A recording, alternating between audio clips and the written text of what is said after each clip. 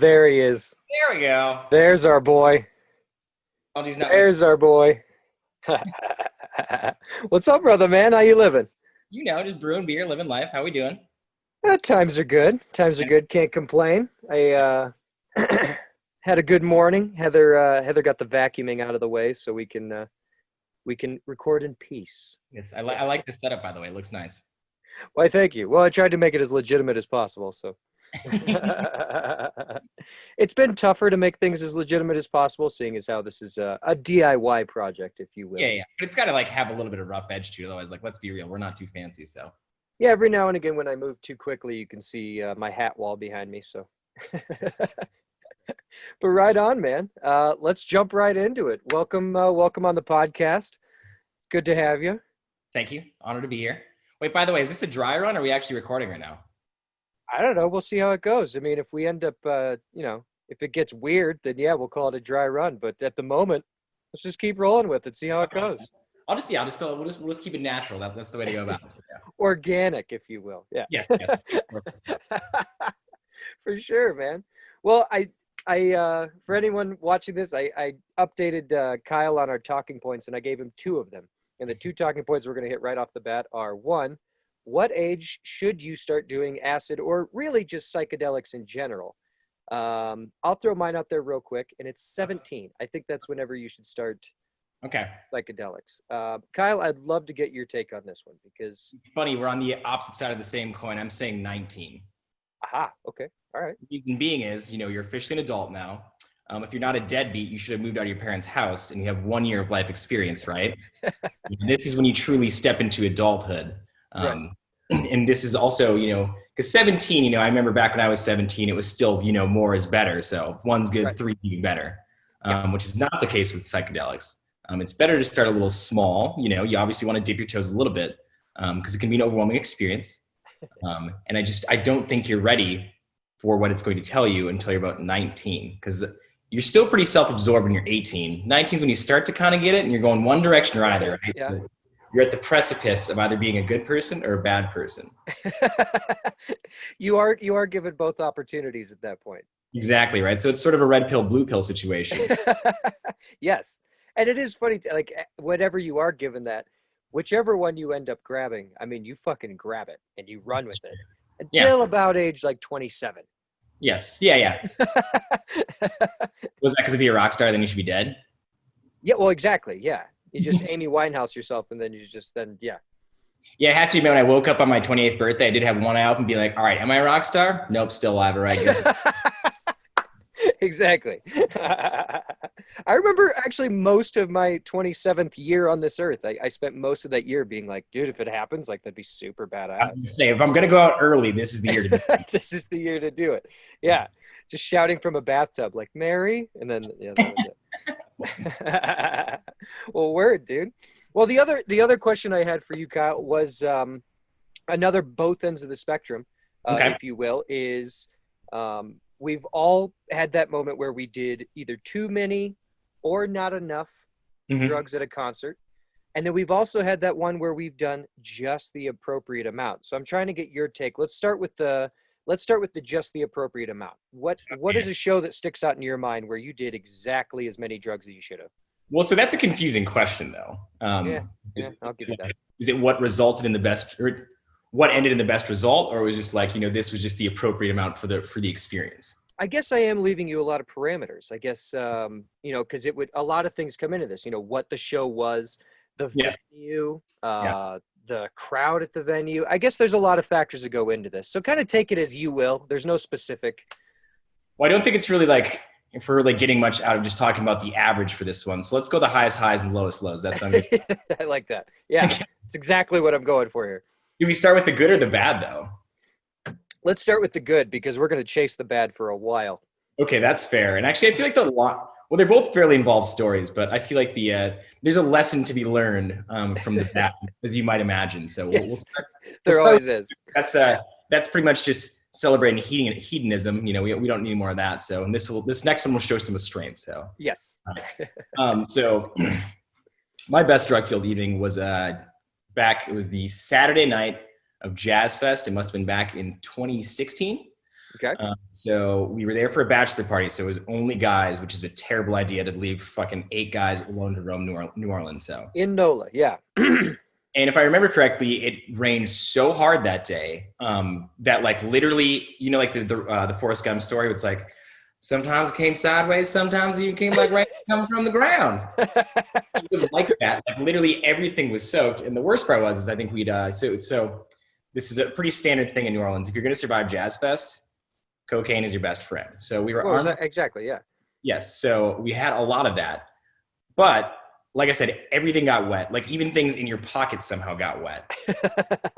So all of our drugs got wet. So I remember we had to go back. And the worst part is it was supposed to be Stevie Wonder supposed to play that day at Jazz Fest. And that was the one we were most excited for. Okay. But they canceled the festival. Or they canceled that night, or the rest of the festival that night. So I think we ended up going back home, kind of regrouping. I think some naps were in order because now our drugs were all wet. So we literally had to put them in the oven to dry them out. Which crackhead, that's a good way to do it. I've heard microwave before, but I've also heard that basically turns it into crack. Yeah, so we try to avoid that. Like, yeah, I don't know the science behind that, but the microwave, that seems like a really transforming. You know, oven it's just heat, right? Like that's yeah. So, but anyways, it was we had tickets to go see Galactic that night, which you know they're a New Orleans institution. Sure. They're in this really cool theater. The name of it is actually escaping me right now, but all I remember is we were on like the top floor, and it was crazy steep. Like almost to the point like you feel like you're gonna fall. Like literally, if you lean too far, you're like gonna spit on the band and also fall on stage. So. Okay. We were all dragging a little bit, so you know I think pretty much we took what we deemed was a survival dose. So we all took a little bit of LSD. Long story short, we'll get back to this. It ended up being the best LSD I've ever taken in my entire life. I've been chasing that dragon for a long time now. Good. So as we're like settling in, you know, like starting a trip, and it's just like, you know, we're laughing, we're sweating because it's New Orleans. And I remember like we were standing right in front of a security guard. Her name was Charisse, and she comes back to the story as well. So I went to go get a drink, and I walked past her. And, you know, these days I was feeling pretty bold. I remember it was like in my single days, and, you know, basically nothing could touch me. I was like, what, must have been 26. So life was pretty good. Okay. So I walked straight up to the security guard and Charisse, and I say, hey, I'm Kyle. She goes, I'm Charisse. I said, nice to meet you.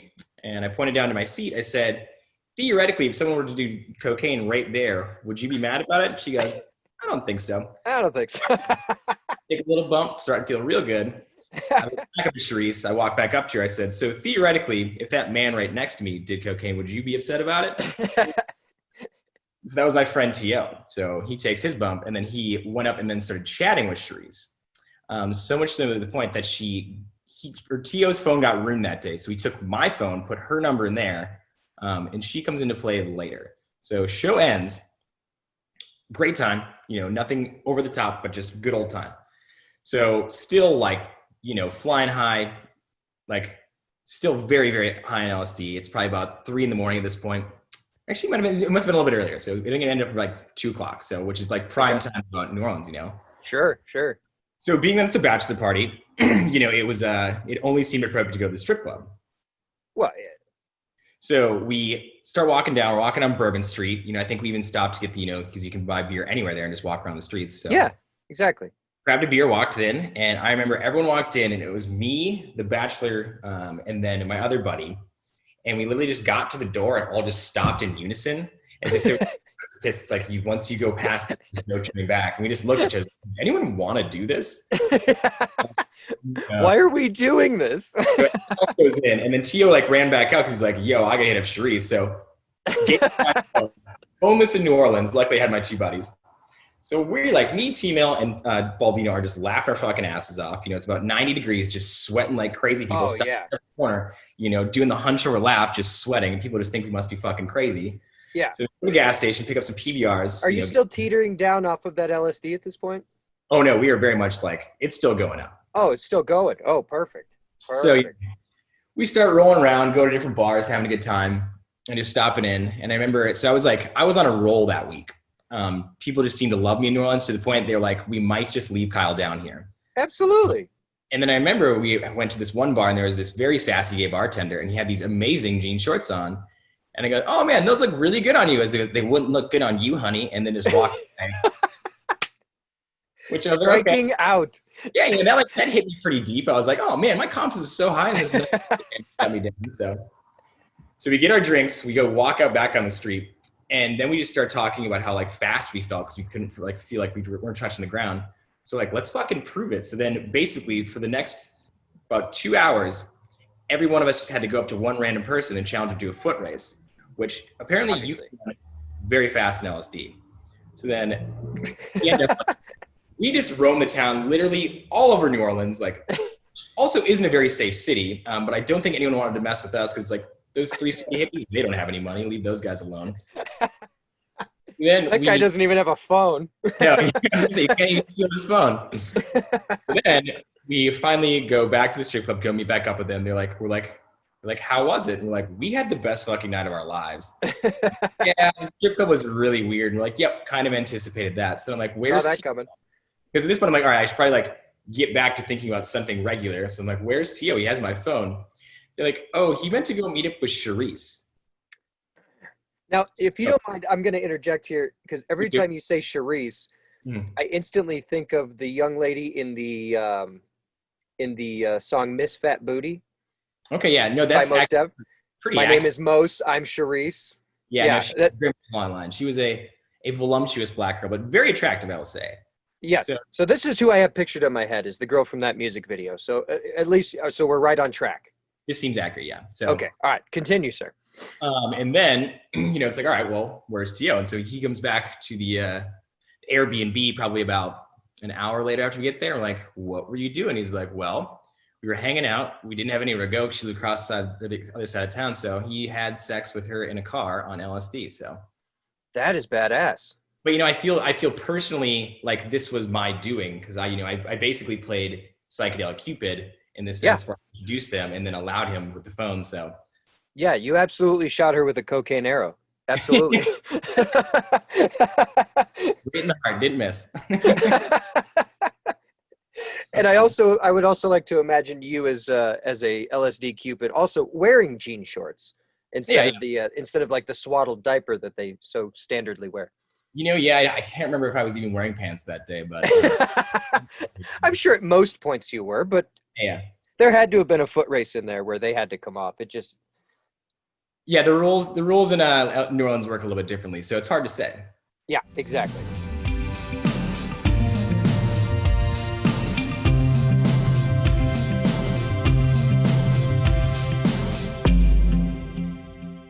Exactly. But, well, all right, so we've got our high end. We've got our definitely like, this is your pinnacle. This is what you're going for. Yes. Let's kind of teeter back a little bit. Let's find out what is a time whenever drugs absolutely did not, they turned their back on you, if you will. Yes. Okay. So there's a little bit of background involved here, and I have a confession. At one point in my life, I was what can be considered a drug dealer. That's fine. For one summer, and I only sold LSD and didn't make many off of it, so I wouldn't recommend it. But well, that's it. The only people I've ever bought LSD off of were bikers. So like, you're an incredibly unassuming biker, much less LSD. Well, okay, you look a lot more like an LSD dealer than you do a biker, but I think that's fair to say. Yeah, I'm not like how I describe me, like kind of like an LSD dealer. So. But so anyways, the reason how this all started was I met this one very nice girl who I will not name for the sake of privacy. She was very connected to the Dead family, that's where you get the family fluff, the good stuff. So she always had sheets on sheets. So I'd usually buy, 50 hits and just basically distribute them to my friends. Like I said, gave a lot of it away. But yeah, I wouldn't really recommend, not a money-making venture, but it was fun. It's fun always having a ton of LSD on, I'll tell you that.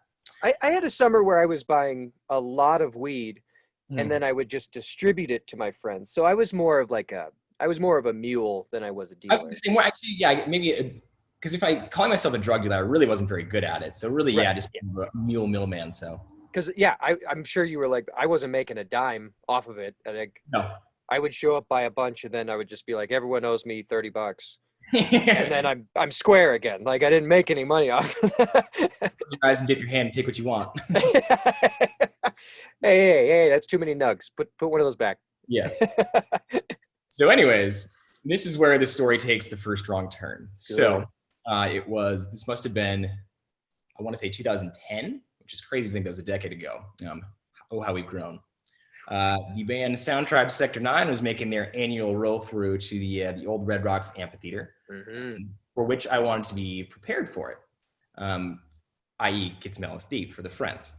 So homegirl was out of town, so I'm like, all right, well, maybe I'll reach out to some other people, see if anyone knows anyone. So I get hooked up with a friend of a friend. He makes me buy some, what do you call them? Sour Patch Kids, to place them on. I'm like, all right, that's legit. So you got to show up with your own candy? Yeah. I mean, I ate a few on the way, so yeah. Well, yeah, the Sour Patch Kids. I got a big bag just to be careful, So we get to his house, and it's already like kind of feeling bad vibes, like, ooh, I really don't know about this. So anyways, I'm kind of in too deep. So I'm like, all right, I guess let's just get this over with. So we go to his room, and, he had the vial, and he was actually nicely placed. It was like within a container kept in a cold environment. So I'm like, all right, legit. Okay. So we laid out all the Sour Patch Kids, and he was talking about, I was like, because he'd seen them the night before, and I was like, oh, how was it? And he immediately launched into about how fucked up he got. I'm like, oh, okay, this is a little not the kind of conversation I was anticipating. Right. So we're sitting there, and he's, dropping them on each one. And then I see him just just do a couple really fat ones on like a couple of them on purpose. He goes like, that'll be a surprise double hit. I'm like, all right, keep an eye on those and throw those away, or just let them know. Like, it was a yellow and a green. Or wait, was it two greens? So many may not know this. Obviously when you drop a hit of LSD onto something, there is a saturation period. Sure. Which basically meant I had to sit at this man's house for about 45 minutes. And now I'm in an awkward conversation with a drug dealer that I don't want to talk to. If I do remember correctly, this is where it started getting very weird. There are a lot of people popping in and out. I basically saw every drug imaginable in those 45 minutes being changed hands. So I'm like, okay, this is not the kind of place that I usually am. Like, I'm a very lighthearted, drug user. A very accepting drug user as well. Exactly, yeah. But this started to feel like, okay, this is crime around me. Like, I'm feeling like I'm very wrong. So long story short there, get out of there. I'm like, all right, did not enjoy that. Already in a bad headspace. So we get to my friend's house who's having, the standard, this is back when it was cool to have the party bus to Red Rocks. So we start having a few beers. I was like a little late to the party because I got kind of dragged in here. So just start basically handing out all this LSD to my friend, which is pretty normal. So we, get there, standard party bus ride. And this actually Soundtribe show was particularly special because a man named Snoop Doggy Dogg was actually the opener. Now, how about that? That's fun. Yeah, a little unlikely combo. Yeah. So, all my friends were like packed up front, and it was me and my other buddy. It's like, you know what? Not really feeling that right now because the LSD was starting to kick in. So watching Snoop Dogg from up top, great time. So then not really feeling it. And I'm like, man, like I guess that was like kind of bunk. And I went to go talk to my friends, and they're like, yeah, we're not really feeling it. So, like hanging out, and all of a sudden I'm like, still not really in the mood to be way down there. So it was me and my buddy Jared. And this is also a general rule of thumb for those who don't know this. The weirdest people always hang out in the back. Yeah, for sure. We were in the back, kind of by the weirdos, and I'd strike up a friendly conversation per usual. This is kind of the guy that I am. Also, those that don't know, whenever you say at the back at a Red Rock show, you mean at the top. At the top, yes, that's correct. Yes, at a venue, it would be at the back, but at Red Rocks, because it's at the top. Yeah. It's at the top, so yes. So we're at the top. I strike up this friendly conversation. And so at these points in my life, I was also very serious about being like a tripping Boy Scout. So I think in my backpack, I had, some Starbursts, some fresh fruit, and then a naked juice. And this guy was talking, was like, man, like, I really enjoy naked juices when I'm tripping. And I was like, fun fact, I have in my backpack. Here you go, sir. How about that? Exactly. So made his evening. But he actually, this is where the story starts to go very, very wrong. So as we're grooving out, he looks at her, he taps me on the shoulder and he goes, my friend wants to give you something, open up your hand, which I always ask what that is or how much they're going to give you. Yeah. So I go, sure. I turn around, I look, and he basically just puts a puddle of LSD in my hand, which is a lot, So luckily I actually had the wherewithal to like fake lick my hand and honestly wiped it on my pants. And I was like, not fucking happening. No. But I was with my buddy Jared and they did the same thing to him and he did not think that. And Jared took the puddle. Yeah. So now we're like, going to the show. It was a good show, but it was just like had this weird feeling the whole time, like just didn't feel good. So we're coming back and home, and that's basically at this point I was living with 6 guys. 3 of us went to the show. So we start, like still kind of drinking. It's like 1 a.m. I had to work at, I think it was 10 a.m. the next day. And it's like, all right, 3 o'clock's rolling around. It's like, man, I'm not even like, can't even think about bed. Just feeling like kind of in a really weird, like tripping space. Like I at least got to go and try to go to sleep. Yeah. So I go upstairs, literally just start staring at the ceiling. Actually, so I'll do this chronologically. So there is one very funny part of this story. And so Greg and Jared also tried to do the same.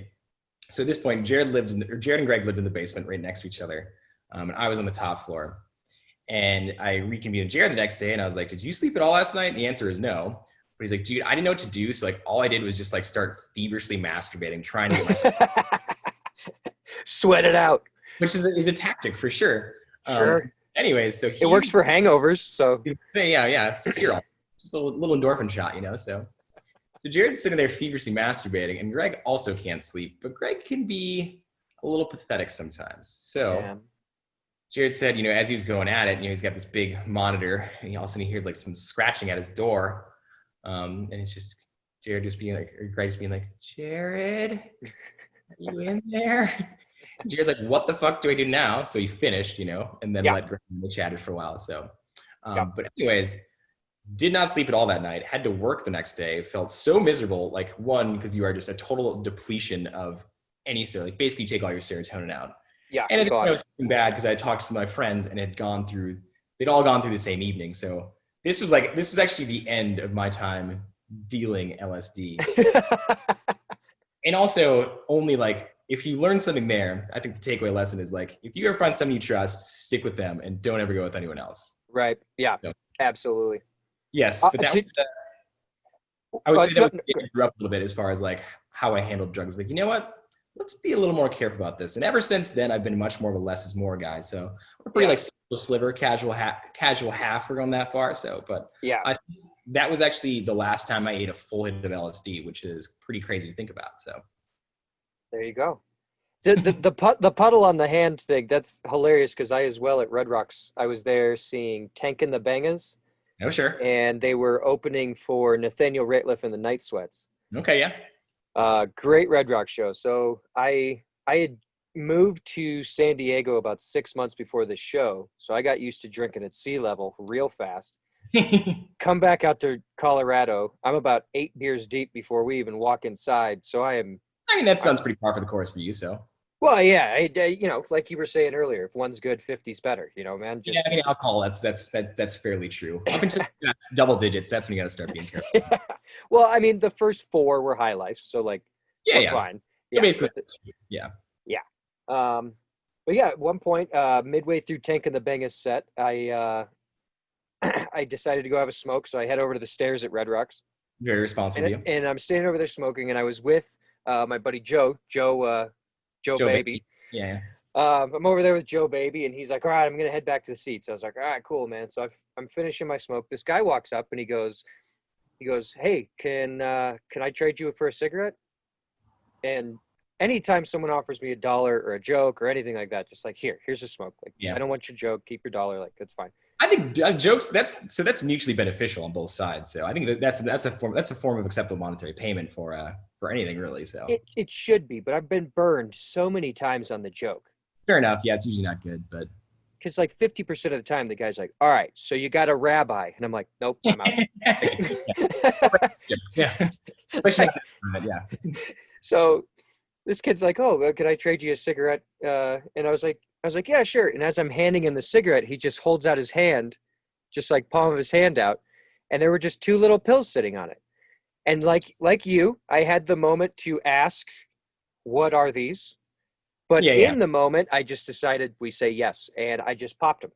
Yeah. And I finished that smoke. I stand there with him while he finishes his. Then I light another one, and then about the time I'm almost done with that one, he's like, "Could I get another one?" So I hand him another smoke. So we're looking at what, 45 minutes? I'm gonna say this is an interaction at this point. Yeah, Ckin the Bangas is a situation with the drug dealer. So, so Ckin the Bangas is almost done with their set at this point. When I'm finally like, all right, I'm gonna head back to my seats. By the time I'm actually trying to find where Joe and the rest of my crew is at.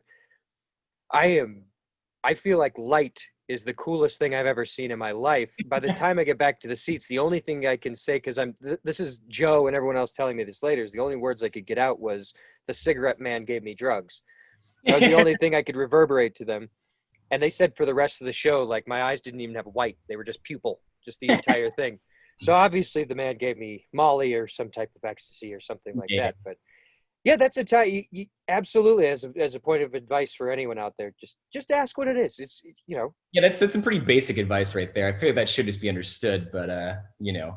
In the moment. Yeah. You get tied up. You're not thinking about it. You get excited.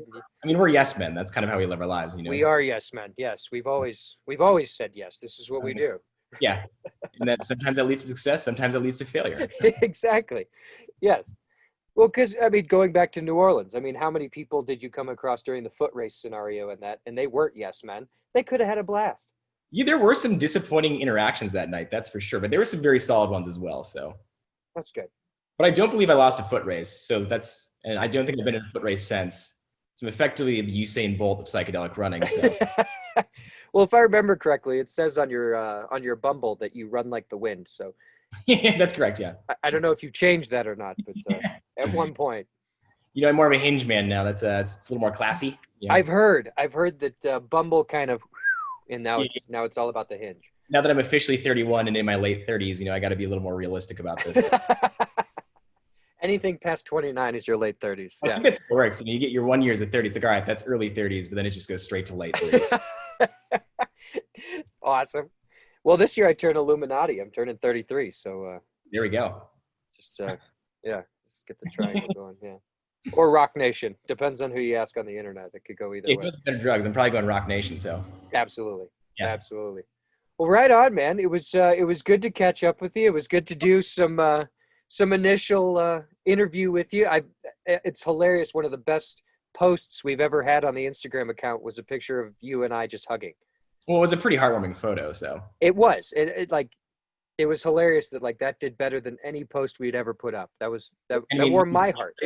The embrace was genuine, and I think a lot of people, you know, this time obviously do miss hugging their brothers. So yes. Yeah, well, that's why I chose that photo, because I had a couple others to choose from. I was like, no, I miss hugging Kyle. You know, just our sternums pressed against each other. And exactly right. Very skinny guys. Yeah, there's not a lot of space in between our hearts when we hug. That's for sure. Exactly. We feel the palpitations just going back and forth. I love it, man. Well, it was great to talk to you. It's great to get you out there. Everyone watching, we'll throw this interview up on the YouTube so we can have it forever. It'll probably be up on the Instagram as well. And then this is episode 14 of the Elephant Wire Podcast. This is Drug Stories with Dirty Hippie Kyle. Dirty Hippie Kyle, thank you so much for coming on here. It was great to talk to you. We'll have to catch up again soon outside of this environment so we can fucking curse and talk about drugs and stuff that we can't put on the internet, you know? That's great. That sounds good to me there, bud. Absolutely. All right, Kyle, it was good to talk to you. We'll talk to you again soon. All right, love you, bud.